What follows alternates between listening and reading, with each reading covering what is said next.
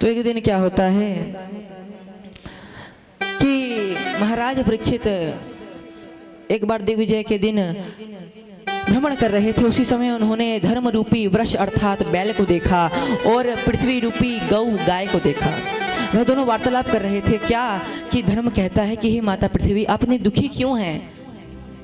क्या इसका कारण यह है कि जिन श्री कृष्ण जो कृष्ण आपका भार उतारने के लिए आए थे, क्या आप उनसे रहित हो चुकी हैं इसलिए आप कष्ट में हैं, या फिर अब शूद्र राजा आप पर राज्य करेंगे इसलिए आप दुखी हैं? तो महारानी पृथ्वी देवी कहती हैं, महारानी पृथ्वी देवी कहती हैं कि हे धर्म, तुम जानते हो, तुम समझ जानते हो कि जब से वह श्री कृष्ण गए हैं तो कलयुग यहाँ पे आ चुका है और कलयुग में शूद्र राजा मुझ पे राज्य करते हैं, मुझे कष्ट देते हैं और उन श्री कृष्ण के जाने से मैं दुखी हूँ। और इतने ही यही दृश्य हो रहा था कि अचानक एक शूद्र राजा का रूप धर के आया और बैल और गऊ को पीटने लगा, मारने लगा। अब जैसे ही मारता है तो महाराज परीक्षित जी ने ऐसे आश्चर्य को देखा तो अपनी खड़क निकाली और कहते हैं कि जिस राज्य में प्रजा दुखारी है ऐसे राज्य का क्या करना। तो आज उस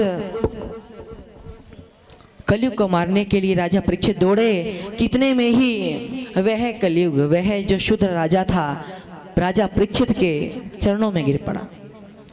अब देखिए,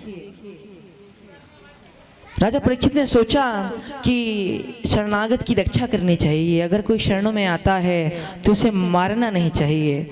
तो राजा परीक्षित कहते हैं कि हे माता पृथ्वी, आप चिंतित ना हो, मैं इसे देश निकाला दे दूंगा।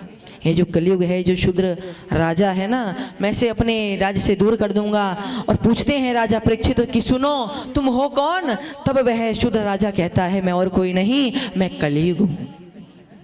जब श्री कृष्ण इस धराधाम को छोड़कर गोलोक में गए तब से मेरा राज्य हो गया, द्वापर चला गया, कलयुग आ गया। और जैसे ही कलयुग आया तो अधर्म फैलने लगा, अधर्मी राजा राज्य करने लगे। तो जैसे ही यह सुना तो उसी समय राजा परीक्षित ने कहा तुम मेरे राज्य से निकल जाओ। तो राजा परीक्षित से वह कलयुग कहता है कि हे परीक्षित राजा, मैं जहां देखता हूं आपका ही राज्य है, मैं जाऊं कहां? मुझे कुछ स्थान दीजिए। तो आज राजा परीक्षित दूतम पानम स्त्रियः सूना, अर्थात राजा परीक्षित जी ने 4 स्थान कलयुग को दिए हैं। क्या?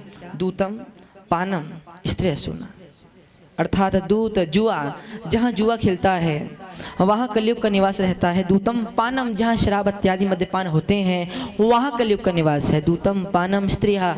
अब यह जो कलयुग है काम के रूप में भी विराजमान है। और सूना, जहाँ हिंसा होती है, लड़ाई झगड़ा होता है, वहाँ कलयुग विराजमान है। अब जैसे ही यह स्थान मिले कलयुग को तो कलयुग सोचता है, कहता है कि हे प्रभु, हे राजा परीक्षित, यह सब तो आपके राज्य में है ही नहीं, और जहाँ तक मैं देखता हूँ आपका राज्य है, तो आखिर में जाऊँ तो जहाँ जाऊँ कहाँ? मुझे एक 5वां और स्थान दे दीजिए। तब राजा परीक्षित ने कलयुग को स्वर्ण में स्थान दिया।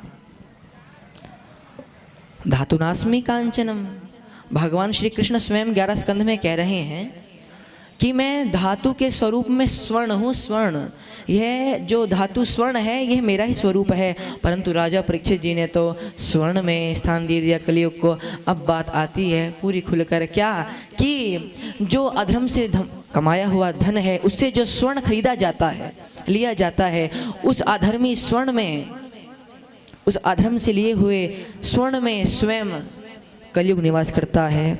और जो धर्म पूर्वक धन कमाया जाता है और उस धर्म से कुछ स्वर्ण मिलता है, वह उसमें श्री कृष्ण विराजमान है। ऐसा स्वयं श्री कृष्ण भागवत के 11 स्कंध में कहते हैं।